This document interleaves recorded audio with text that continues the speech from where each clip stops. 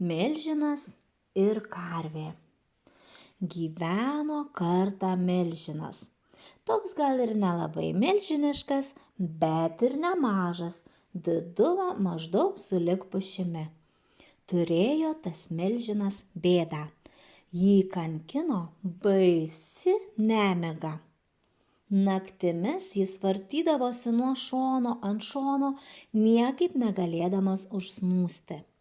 Nieko nuostabaus, kad paskui ištisas dienas slankiodavo po miškus ir laukus, knapsėdamas nosimi ir klupdamas už kiekvieno kelmo. Kartą, po vėl beveik nemiegotos nakties, milžinas kėblino per pievą ir atsitiktų man šitaip užkliuvo už ten ramiai miegojusios karvės. Karvė išsigandusi, kad pašoks, o milžinas tik keberiokšt, plojosi visų ūgiu ant žemės. Gerai, kad galva pataikė į pelkę, būtų dar nosį susigūrinęs. Ko painiojasi ant milžinų tako, suriko jis piktai. Tačiau karvė buvo nepėsčia. Aš miegu pievoje, o ne ant tako, atkirto ji. Tai tu vaikštai žemės nematydamas. Gal tu kur čia? Toliau širdo milžinas. Turėjai iš tolo girdėti, kad aš ateinu.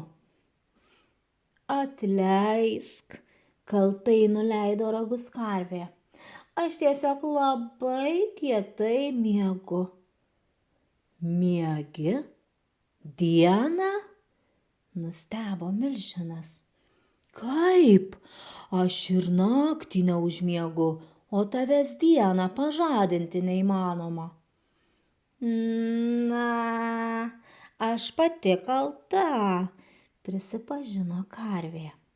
Man labai patinka ramunėlės. Niekaip negaliu susilaikyti jų neėdusi.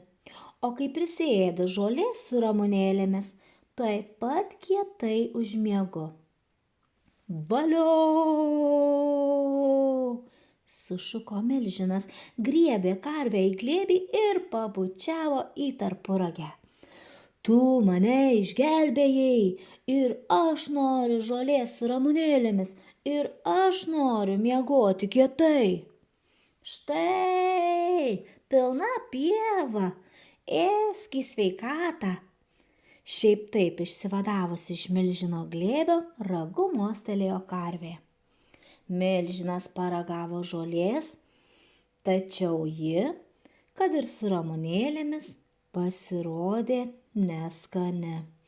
O pati žolė jo milžiniškiems dantims labai jau mažytė.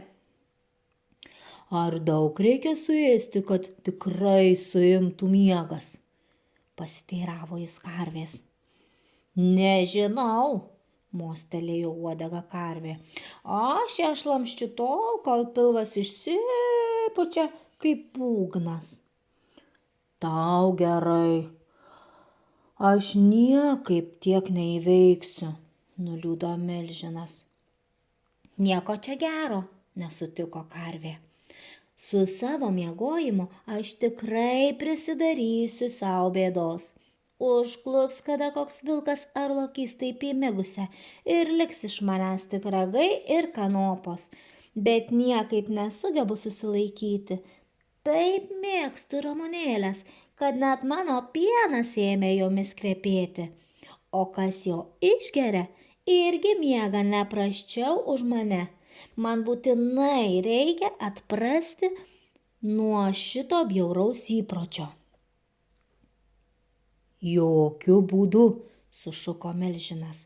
Man regis, mudu galėtume kuo puikiausiai sutarti. Tu ėsk savo ramunėlės, kiek tik telpa, bet kraustykis gyventi pas mane. Aš tave saugosiu nuo vilkų, lokių ir kitų priešų, o tu man kiekvieną vakarą duosi pieno, kad geriau miegočiau. Pienas man patinka kur kas labiau nei žolė. Taip jie ir sutarė. Milžinas įsitaisė karvę, o ši galėjo toliau be baimės ėsti savo mėgstamas ramunėles, nes milžinas saugojo ją kaip savo akį. Tas nepaprastas pienas jam tikrai padėjo išsigydyti nemigą. Netiki? Pats gali pabandyti.